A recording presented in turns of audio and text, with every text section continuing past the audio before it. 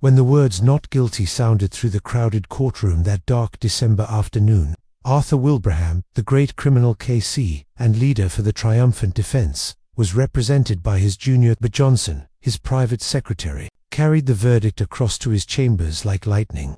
"It's what we expected, I think," said the barrister without emotion, "and personally, I am glad the case is over." There was no particular sign of pleasure that his defense of John Turk, the murderer, on a plea of insanity had been successful, for no doubt he felt, as everybody who had watched the case felt, that no man had ever better deserved the gallows. "I'm glad, too," said Johnson. He had sat in the court for 10 days, watching the face of the man who had carried out, with callous detail, one of the most brutal and cold-blooded murders of recent years. Wilbraham glanced up at his secretary. They were more than employer and employed, for family and other reasons. They were friends. "Ah, I remember, yes," he said with a kind smile, "and you want to get away for Christmas. You're going to skate and ski in the Alps, aren't you? If I was your age, I'd come with you." Johnson laughed shortly. He was a young man of 26, with a delicate face like a girl's. "I can catch the morning boat now," he said, "but that's not the reason I'm glad the trial is over. I'm glad it's over because I've seen the last of that man's dreadful face. It positively haunted me. That dead white skin, with the black hair brushed low over the forehead, is a thing I shall never forget, and the description of the way the dismembered body was crammed and packed with lime into that—" "Don't dwell on it, my dear fellow," interrupted the other, looking at him curiously out of his keen eyes. "Don't think about it. Such pictures have a trick of coming back when one least wants them." He paused a moment. "Now go," he added presently, "and enjoy your holiday. I shall want all your energy for my parliamentary work when you get back. And don't break your neck skiing." Johnson shook hands and took his leave. At the door he turned suddenly. "I knew there was something I wanted to ask you," he said. "Would you mind lending me one of your kit bags? It's too late to get one tonight, and I leave in the morning before the shops are open. Of course, I'll send Henry over with it to your rooms. You shall have it the moment I get home." "I promise to take great care of it," said Johnson gratefully, delighted to think that within 30 hours he would be nearing the brilliant sunshine of the high Alps in winter. The thought of that criminal court was like an evil dream in his mind. He dined at his club and went on to Bloomsbury, where he occupied the top floor in one of those old, gaunt houses in which the rooms are large and lofty. The floor below his own was vacant and unfurnished, and below that were other lodgers whom he did not know. It was cheerless, and he looked forward heartily to a change. The night was even more cheerless. It was miserable, and few people were about. A cold, sleety rain was driving down the streets before the keenest east wind he had ever felt. It howled dismally among the big, gloomy houses of the great squares, and when he reached his room, he heard it whistling and shouting over the world of black roofs beyond his windows. In the hall he met his landlady, shading a candle from the draughts with her thin hand. "This come by a man from Mr. Wilbraham's, sir," she said, pointing to what was evidently the kit bag. Johnson thanked her and took it upstairs with him. "I shall be going abroad in the morning for 10 days. Mrs. Monk's," he said, "but I'll leave an address for letters." "And I hope you'll have a Merry Christmas, sir," she said in a raucous, wheezy voice that suggested spirits and better weather than this. "I hope so too," replied her lodger, shuddering a little as the wind went roaring down the street outside. When he got upstairs, he heard the sleet falling against the window panes. He put his kettle on to make a cup of hot coffee, and then set about putting a few things in order for his absence. "And now I must pack, such as my packing is," he laughed to himself, and set to work at once. He liked the packing, for it brought the snow mountains so vividly before him, and made him forget the unpleasant scenes of the past 10 days. Besides, it was not elaborate in nature. His friend had lent him the very thing, a stout canvas kit bag, sack-shaped, with holes round the neck for the brass bar and padlock. It was a bit shapeless, true, and not much to look at, but its capacity was unlimited, and there was no need to pack carefully. He shoved in his waterproof coat, his fur cap and gloves, his skates and climbing boots, his sweaters, snow boots, and ear cups, and then on the top of these he piled his woolen shirts and underwear, his thick socks, puttees, and knickerbockers.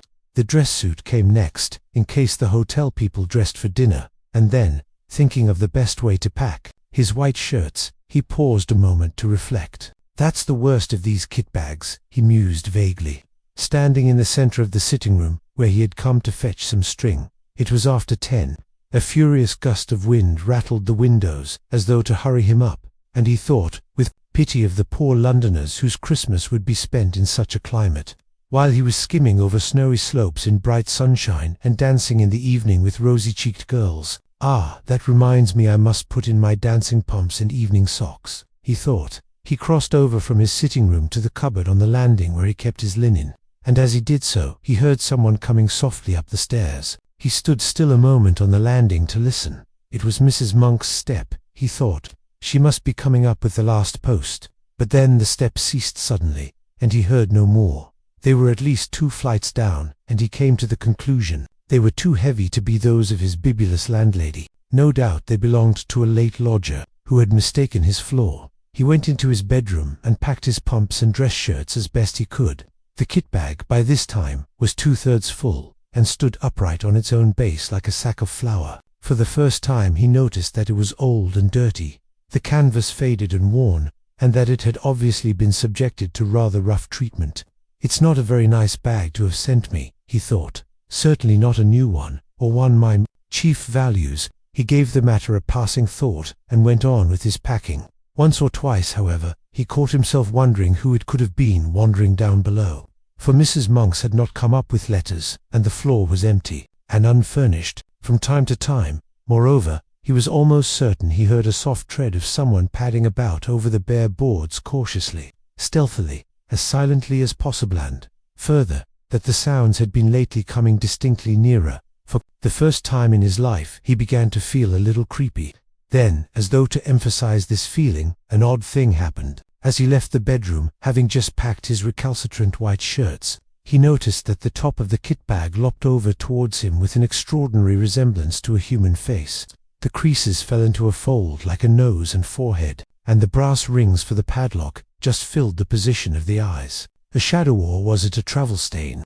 For he could not tell exactly. Looked like hair dot. It gave him rather a turn, for it was so absurdly, so outrageously, like the face of John Turk, the murderer. He laughed, and went into the front room, where the light was stronger. "That horrid case has got on my mind," he thought. "I shall be glad of a change of scene and air." In the sitting room, however, he was not pleased to hear again that stealthy tread upon the stairs, and to realize that it was much closer than before, as well as unmistakably real. This time he got up and went out to see who it could be creeping about on the upper staircase at so late an hour. But the sound ceased. There was no one visible on the stairs. He went to the floor below, not without trepidation, and turned on the electric light to make sure that no one was hiding in the empty rooms of the unoccupied suite. There was not a stick of furniture large enough to hide a dog. Then he called over the banisters to Mrs. Monk's, but there was no answer, and his voice echoed down into the dark vault of the house and was lost in the roar of the gale that howled outside. Everyone was in bed and asleep, everyone except himself and the owner of this soft and stealthy tread.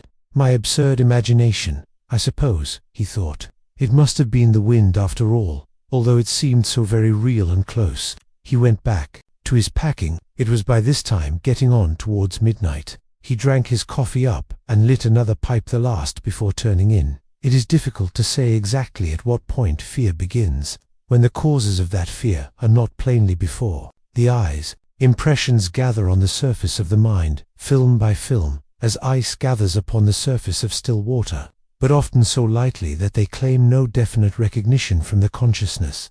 Then a point is reached where the accumulated impressions become a definite emotion, and the mind realizes that something has happened, with something of a start. Johnson suddenly recognized that he felt nervous, oddly nervous. Also that for some time past the causes of this feeling had been gathering slowly in his mind, but that he had only just reached the point where he was forced to acknowledge them. It was a singular and curious malaise that had come over him, and he hardly knew what to make of it. He felt as though he were doing something that was strongly objected to by another person, and other person, moreover, who had some right to object. It was a most disturbing and disagreeable feeling, not unlike the persistent promptings of conscience, almost, in fact, as if he were doing something he knew to be wrong. Yet, though he searched vigorously and honestly in his mind, he could nowhere lay his finger upon the secret of this growing uneasiness, and it perplexed him more. It distressed and frightened him. "Pure nerves, I suppose," he said aloud, with a forced laugh. "Mountain air will cure all that. Ah," he added, still speaking to himself, "and that reminds me He was standing by the door of the bedroom during this brief soliloquy, and as he passed quickly towards the sitting room to fetch them from the cupboard, he saw out of the corner of his eye the indistinct outline of a figure standing on the stairs a few feet from the top. It was someone in a stooping position, with one hand on the banisters, and the face peering up towards the landing, and at the same moment he heard a shuffling footstep. The person who had been creeping about below all this time had at last come up to his own floor. Who in the world could it be, and what in the name of heaven did he want? Johnson caught his breath sharply and stood stock-still. Then, after a few seconds' hesitation, he found his courage and turned to investigate. The stairs, he saw to his utter amazement, were empty. There was no one. He felt a series of cold shivers run over him, and something about the muscles of his legs gave a little and grew weak. For the space of several minutes he peered steadily into the shadows that congregated about the top of the staircase where he had seen the figure, and then he walked fast, almost ran, in fact, into the light of the front room. But hardly had he passed inside the doorway when he heard someone come up the stairs behind him with a quick bound and go swiftly into his bedroom. It was a heavy, but at the same time a stealthy, footstep, the tread of somebody who did not wish to be seen. And it was at this precise moment that the nervousness he had hitherto experienced leaped the boundary line and entered the state of fear, almost of acute, unreasoning fear. Before it turned into terror, there was a further boundary to cross, and beyond that, again lay the region of pure horror. Johnson's position was an unenviable one. "By Jove, that was someone on the stairs," he muttered, his flesh crawling all over. "And whoever it was has now gone into my bedroom." His delicate pale face turned absolutely white, and for some minutes he hardly knew what to think or do. Then he realized intuitively that delay only set a premium upon fear, and he crossed the landing boldly and went straight into the other room, where a few seconds before the steps had disappeared. "Who's there? Is that you, Mrs. Monks?" he called, aloud as he went, and heard the first half of his words echo down the empty stairs, while the second half fell dead against the curtains in a room that apparently held no other human figure than his own. "Who's there?" he called again, in a voice unnecessarily loud, and that only just held firm. "What do you want here?" The curtain swayed very slightly, and as he saw it, his heart felt as if it almost missed a beat. Yet he dashed forward and drew them aside with a rush. A window, streaming with rain, was all that met his gaze. He continued his search, but in vain. The cupboards held nothing but rows of clothes, hanging motionless, and under the bed there was no sign of anyone hiding. He stepped backwards into the middle of the room, and as he did so, something all but tripped him up. Turning with a sudden spring of alarm, he saw the kit-bag. "Odd," he thought, "that's not where I left it." A few moments before it had surely been on his right, between the bed and the bath. He did not remember having moved it. It was very curious. What in the world was the matter with everything? Were all his senses gone queer? A terrific gust of wind tore at the windows, dashing the sleet against the glass with the force of small gunshot, and then fled away howling dismally over the waste of Bloomsbury roofs. A sudden vision of the Channel next day rose in his mind and recalled him sharply to realities. "There's no one here, at any rate," he exclaimed aloud. Yet at the time he uttered them he knew perfectly well that his words were not true, and that he did not believe them himself. He felt exactly as though someone was hiding close about him, watching all his movements, trying to hinder his packing in some way. "And two of my senses," he added, keeping up the pretense, "have played me the most absurd tricks. The steps I heard and the figure I saw were both entirely imaginary." He went back to the front room, poked the fire into a blaze, and sat down before it to think. What impressed him more than anything else was the fact that the kit-bag was no longer where he had left it. It had been dragged nearer to the door. What happened afterwards that night happened, of course, to a man already excited by fear, and was perceived by a man that had not the full and proper control, therefore, of the senses. Outwardly, Johnson remained calm and master of himself to the end, pretending to the very last that everything he witnessed had a natural explanation, or was merely delusions of his tired nerves. But inwardly, in his very heart, he knew all along that someone had been hiding downstairs in the empty suite when he came in, that this person had watched his opportunity and then stealthily made his way up to the bedroom, and that all he saw and heard afterwards from the moving of the kit-bag to to the other things this story has to tell were caused directly by the presence of this invisible person. And it was here, just when he most desired to keep his mind and thoughts controlled, that the vivid pictures received day after day upon the mental plates, exposed in the courtroom of the Old Bailey, came strongly to light and developed themselves in the dark room of his inner vision.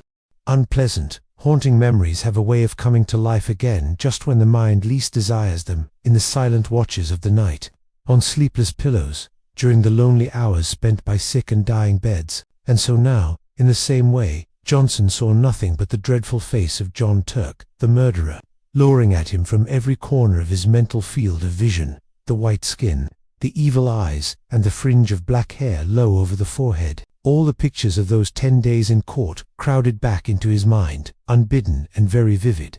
"This is all rubbish and nerves," he exclaimed at length, springing with sudden energy from his chair. "I shall finish my packing and go to bed. I'm overwrought, overtired, no doubt. At this rate I shall hear steps and things all night." But his face was deadly white all the same. He snatched up his field-glasses and walked across to the bedroom, humming a music-hall song as he went, a trifle too loud to be natural. And the instant he crossed the threshold and stood within the room, something turned cold about his heart, and he felt that every hair on his head stood up. The kit-bag lay close in front of him, several feet nearer to the door than he had left it, and just over its crumpled top he saw a head and face, slowly sinking down out of sight, as though someone were crouching behind it to hide. And at the same moment a sound like a long-drawn sigh was distinctly audible in the still air about him, between the gusts of the storm. Outside, Johnson had more courage and willpower than the girlish indecision of his face indicated.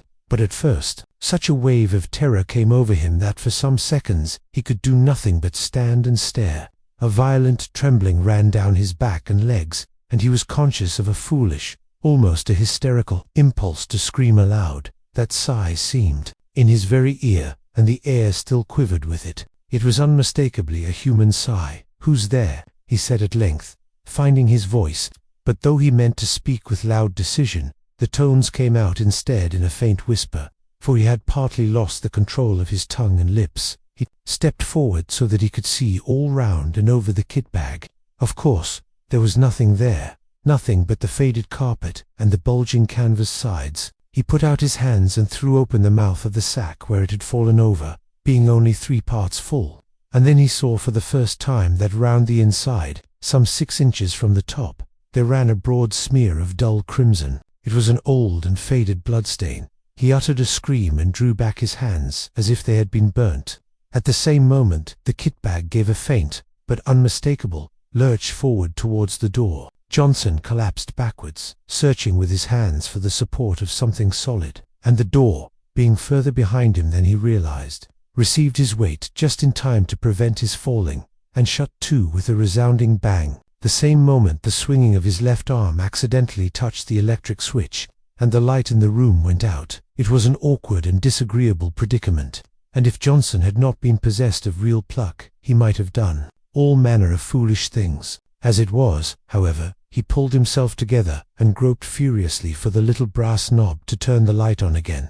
But the rapid closing of the door had set the coats hanging on the door, pegs swinging, and his fingers became entangled in a confusion of sleeves and pockets, so that it was some moments before he found the switch. And in those few moments of bewilderment and terror, 2 things happened that sent him beyond recall over the boundary, into the region of genuine horror. He distinctly heard the kit-bag shuffling heavily across the floor in jerks towards the door, and close in front of his face sounded once again the sigh of a human being. In his anguished efforts to find the brass button on the wall, he nearly scraped the nails from his fingers. But even then, in those frenzied moments of alarm so swift and alert are the impressions of a man keyed up by a vivid emotion, he had time to realize that he dreaded the return of the light, and that it might be better for him to stay hidden in the merciful screen of darkness. It was but the impulse of a moment, however, and before he had time to act upon it he had yielded automatically to the original desire, and the room was flooded again with light. But the second instinct had been right. It would have been better for him to have stayed in the shelter of the kind darkness, for there, close before him, bending over the half-packed kit-bag, clear as life in the merciless glare of the electric light, stood the figure of John Turk, the murderer. Not 3 feet from him the man stood, the fringe of black hair marked plainly against the pallor of the forehead, the whole horrible presentment of the scoundrel, as vivid as he had seen him day after day in the Old Bailey, when he stood there in the dock, cynical and callous, under the very shadow of the gallows. In a flash, Johnson realized what it all meant: the dirty and much-used bag, the smear of crimson within the top, the dreadful stretched condition of the bulging sides. He remembered how the victim's body had been stuffed into a canvas bag for burial, the ghastly, dismembered fragments forced with lime into this very bag, and the bag itself produced as evidence. It all came back to him as clear as day. Very softly and stealthily his hand groped behind him for the handle of the door, but before he could actually turn it, the very thing that he most of all dreaded came about, and John Turk lifted his devil's face and looked at him. At the same moment that heavy sigh passed through the air of the room, formulated somehow into words: "It's my bag, and I want it." Johnson just remembered clawing the door open, and then falling in a heap upon the floor of the landing as he tried frantically to make his way into the front room. He remained unconscious for a long time, and it was still dark when he opened his eyes and realized that he was lying stiff and bruised on the cold boards. Then the memory of what he had seen rushed back into his mind, and he promptly fainted again. When he woke the second time, the wintry dawn was just beginning to peep in at the windows, painting the stairs a cheerless, dismal grey, and he managed to crawl into the front room and cover himself with an overcoat in the armchair, where at length he fell asleep. A great clamour woke him. He recognized Mrs. Monk's voice, loud and voluble. "What? You ain't been to bed, sir? Are you ill? Or has anything happened? And there's an urgent gentleman to see you, though it ain't 7 yet." "And who is it?" he stammered. "I'm all right, thanks. Fell asleep in my chair, I suppose. Someone from Mr. Wilbraham's, and he says he ought to see you quick before you go abroad, and I told him, show him up please, at once," said Johnson, whose head was whirling, and his mind was still full of dreadful visions. Mr. Wilbraham's man came in with many apologies and explained, briefly and quickly, that an absurd mistake had been made, and that the wrong kit bag had been sent over the night before. Henry somehow got hold of the one that came over from the court, and Mr. Wilbraham only discovered it when he saw his own lying in his room, and asked why it had not gone to you. The man said, "Oh," said Johnson stupidly, "and he must have brought you the one from the murder case instead, sir," the man continued, without the ghost of an expression on his face. "The one John Turk packed the dead body in. Mr. Wilbraham's awful upset about it, sir, and told me to come over first thing this morning with the right one, as you were leaving by the boat." He pointed to a clean-looking kit bag on the floor which he had just brought, "and I was to bring the other one back, sir," he added casually. For some minutes Johnson could not find his voice. At last he pointed in the direction of his bedroom. "Perhaps you would kindly unpack it for me. Just empty the things out on the floor." The man disappeared into the other room and was gone for 5 minutes.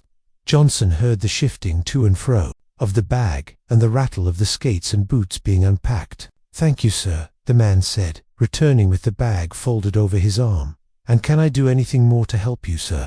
"What is it?" asked Johnson, seeing that he still had something he wished to say. The man shuffled and looked mysterious. "Beg pardon, sir, but knowing your interest in the Turk case, I thought you'd maybe like to know what's happened." "Why, yes. John Turk killed himself last night with poison immediately on getting his release, and he left a note for Mr. Wilbraham, saying as he'd be much obliged if they'd have him put away, same as the woman he murdered, in the old kit bag."